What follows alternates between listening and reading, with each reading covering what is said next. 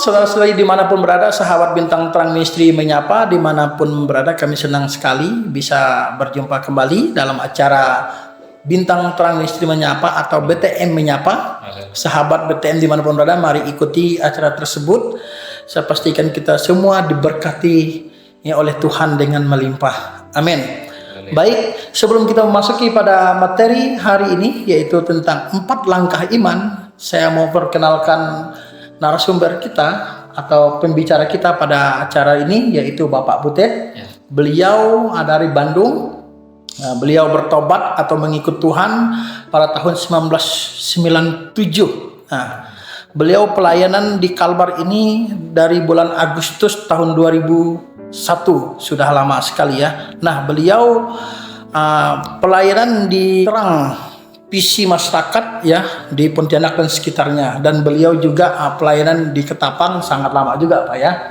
Sangat lama di Ketapang, di gereja Betel Pembaharuan. Dan saat ini beliau juga terus melayani Tuhan ya dimanapun berada. Beliau juga ada channel YouTube Injil Terang Surga. Bapak Ibu bisa atau sahabat BTM Bintang Terang Ministry bisa mengunjungi channel beliau di channel Injil Kerajaan Surga, dan beliau saat ini memiliki visi adalah tentang pengajaran tentang kasih, tentang tubuh Kristus.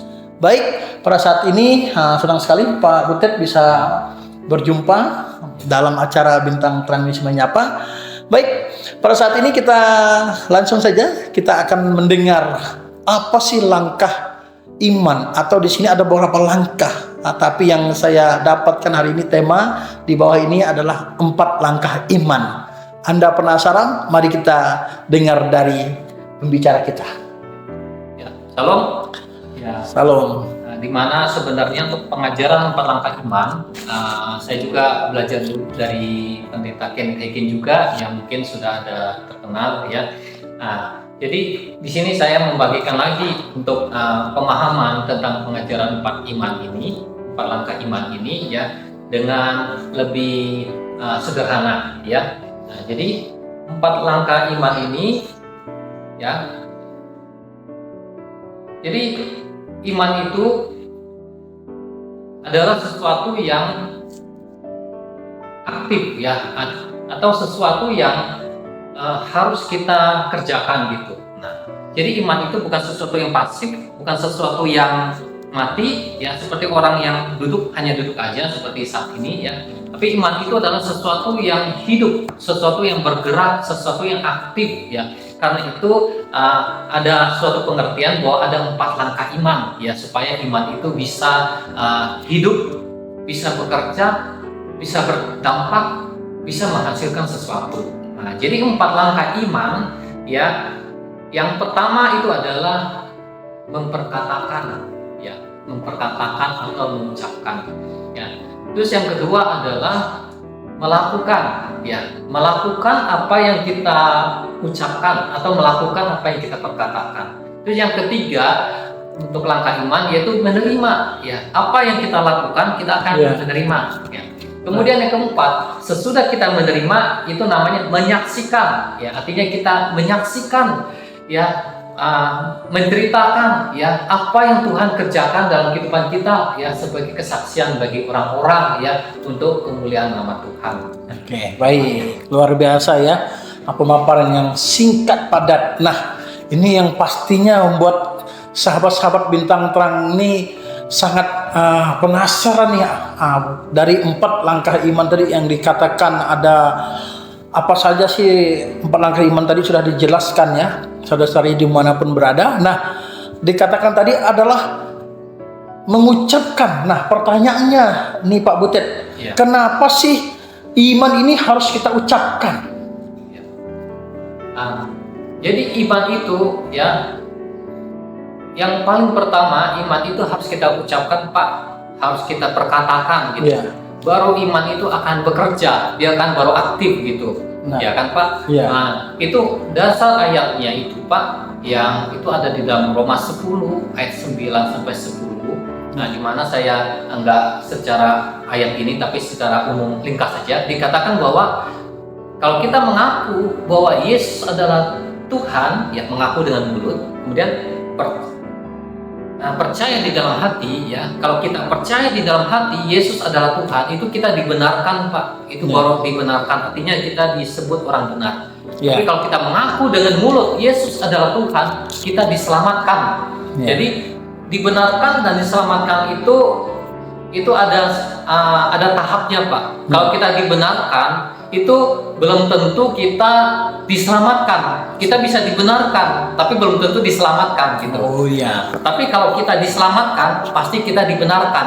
Iya. Nah, jadi firman Tuhan itu bilang kalau kita percaya di dalam hati, tapi kalau kita nggak mengucapkan dengan mulut, kita hanya dibenarkan.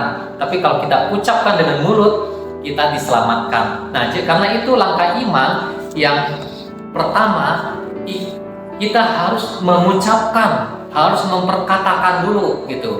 Nah, selain itu juga di dalam Markus 11 ayat 23, Tuhan Yesus berkata, kalau kamu berkata sama gunung ini, pindah dari tempat ini ke sana, maka gunung ini akan pindah.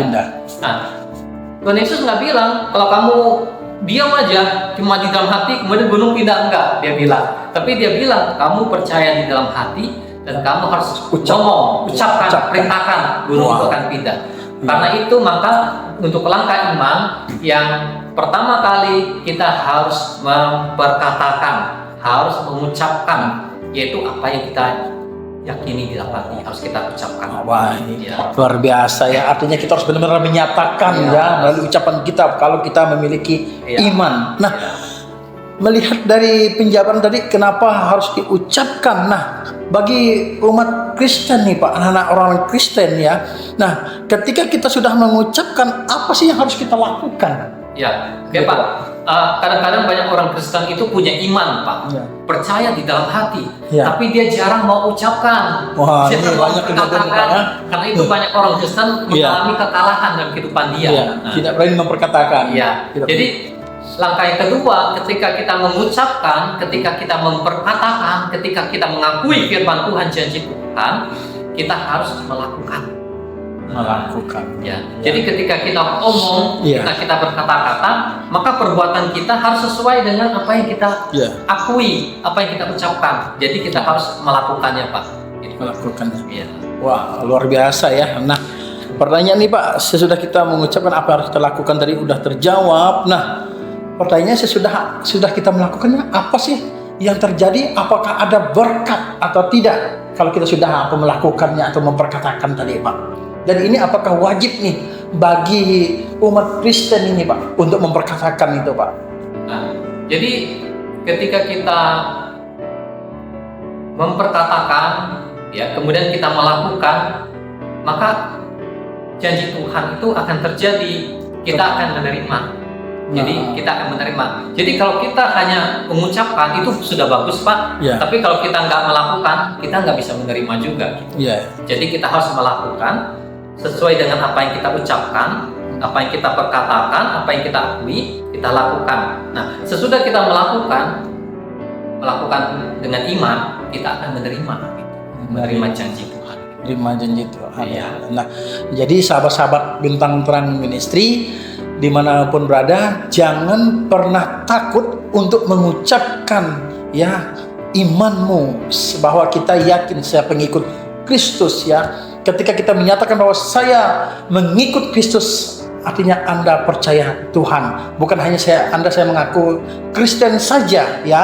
Kalau mengaku Kristen, semua orang bisa saja mengaku Kristen. Bahkan bukan Kristen pun bisa saja dia mengaku Kristen. Tapi pertanyaannya, harus ia juga mengakui percaya dan Yesus adalah satu-satunya jalan keselamatan. Itu bagian dari iman, Pak ya. Nah, sesudah kita menerima, apa yang harus kita lakukan nih Pak?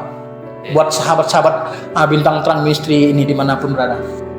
Jadi sesudah kita menerima, artinya kita kan mendapatkan berkat Tuhan, ya kan? Mendapatkan jawaban doa, mendapatkan kesembuhan, mendapatkan kelepasan. Nah, jadi sesudah kita mendapatkan berkat Tuhan, menerima kasih karunia dari Tuhan, kita harus menyaksikan, menceritakan kasih Tuhan, menceritakan kebaikan Tuhan kepada orang-orang, menyaksikan. Nah, apa tujuan kita menyaksikan ini?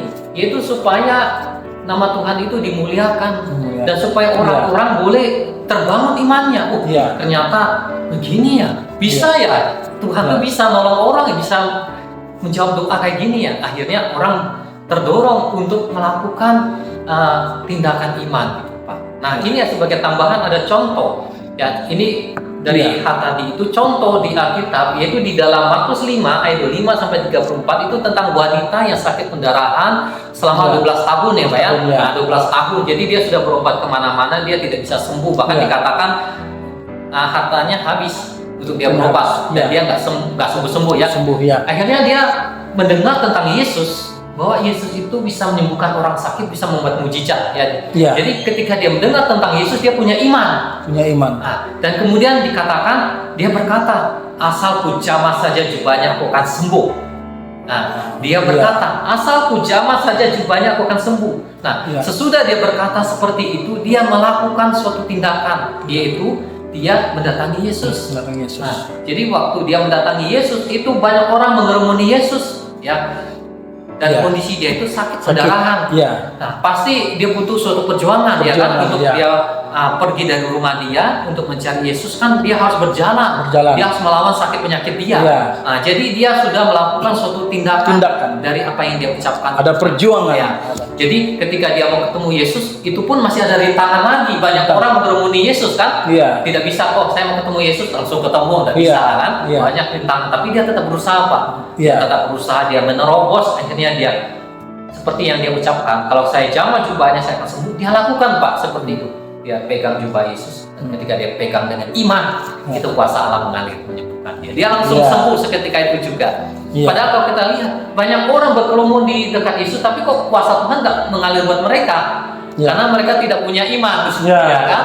Nah, jadi ketika dia pegang jubah Yesus, kesembuhan itu terjadi, dan Yesus merasa ada kuasa yang keluar di tubuhnya. Dia berkata, siapa yang menjamah aku, katanya kan. Akhirnya wanita itu mengaku dia bilang saya, dan dia bersaksi menceritakan sama orang-orang ketika apa yang dia atas mujizat. Jadi itulah contoh Pak. Dan yang kedua sebagai contoh adalah tentang waktu Daud melawan Goliat. Ini singkatnya aja Pak. Di dalam kitab 1 Samuel 17:45-51, di mana waktu Daud bertemu dengan Goliat itu, Daud memperkatakan dulu Pak. Dia bilang, pada hari ini Tuhan akan menyerahkan kamu kepada saya. Saya akan mencincang kamu. Wah, si Goliat panas dia. Kamu kecil begini, merasa saya raksasa kan? Merasa direndahkan. Merasa direndahkan banget kamu kan. Nah, jadi yang langkah iman nih, si Daud ini sudah melakukan langkah iman Pak. Dia ucapkan, dia perkatakan itu iman dia ucapkan. Nah, ketika dia perkatakan itu, Goliat mendatangi dia. Mendatangi dia dan ketika Goliat datang, Daud bukannya takut Pak, bukan lari terbirit-birit tapi dia lakukan sesuai apa yang dia ucapkan. Dia datangi si Goliat dan dia ambil batu itu, dia umban, dia lempar. Sekali lempar itu kena langsung. Ketika dia kena ini langsung jatuh, langsung mati Pak. Dan dia datangi Goliat, dia ambil pedangnya, dia potong itu. Nah, itulah 4 langkah iman Pak, bisa membawa kemenangan bagi umat Tuhan. Wah, luar biasa ya. Luar biasa. Nah, sahabat Bintang Terang Ministry menyapa dimanapun berada. Jadi kita jangan hanya mengaku orang Kristen, jangan mengaku kita memiliki iman, tapi kita harus memiliki iman, harus perkatakan dan ucapkan. Ada sebuah tindakan yang nyata yang harus kita lakukan di sini. Ya, jangan hanya, apa kamu Kristen? Ya, saya Kristen, tetapi tidak mau melakukan tindakan yang nyata. Nah, iman diperlukan sebuah tindakan yang nyata. Ya, jadi iman tanpa perbuatan adalah hakikatnya mati. Nah, jangan sampai kita memiliki iman tapi iman kita redup dan mati. Nah, luar biasa ya penjelasan tentang 4 langkah iman ini. Saya yakin dan percaya masih banyak hal lagi yang memang harus dijelaskan ya. Tapi sahabat BTN dimanapun berada, ikuti terus channel Bintang Terang Ministry menyapa ini supaya saudara-saudari dimanapun berada ikut menyaksikan materi-materi atau pengajaran-pengajaran yang sangat luar biasa dari Pak Butet ini. Beliau adalah orang yang sangat luar biasa ya. Nanti Bapak Ibu saudara semuanya bisa menghubungi nomor layanan kami di bawah ini ya, atau ikuti Facebook kami ya, Bintang Terang Ministry menyapa, Instagram kami BTM Ministry, dan channel YouTube kami Bintang Terang Ministry ya. Ikuti terus pelayanan kami. Baik, terima kasih atas layanan dan hari ini Pak, pelayanan yang luar biasa ya, yang sangat memberkati kami di tempat ini dan memberkati sahabat-sahabat Bintang Terang Ministry dimanapun berada. Akhirnya mari kita berdoa Pak ya.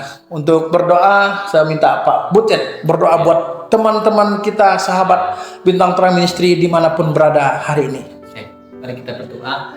Bapak Surgawi, kami berdoa buat setiap orang, juga setiap umat-Mu yang saat ini sudah menonton channel pemberitaan firman ini. Berkati mereka Tuhan, lawat dimanapun berada, tambahkan iman mereka Tuhan, sehingga iman mereka boleh bertumbuh dan mereka boleh mempraktekkan firman-Mu dan boleh menerima janji-janji-Mu yang ajaib, yang dahsyat, yang luar biasa dalam kehidupan mereka, dan nama Tuhan dimuliakan dalam kehidupan mereka, dimuliakan dalam kehidupan kami. Kami mengucap syukur Bapak di dalam nama Tuhan Yesus. Haleluya.